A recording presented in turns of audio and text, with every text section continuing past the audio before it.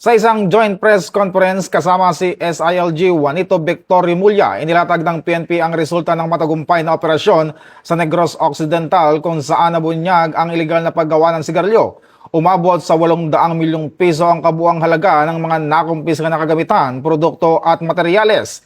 10 dayuhang sospek ang naaresto at kasalukuyang nasa kustodiya habang nagpapatuloy ang investigasyon laban sa iba pang sangkot.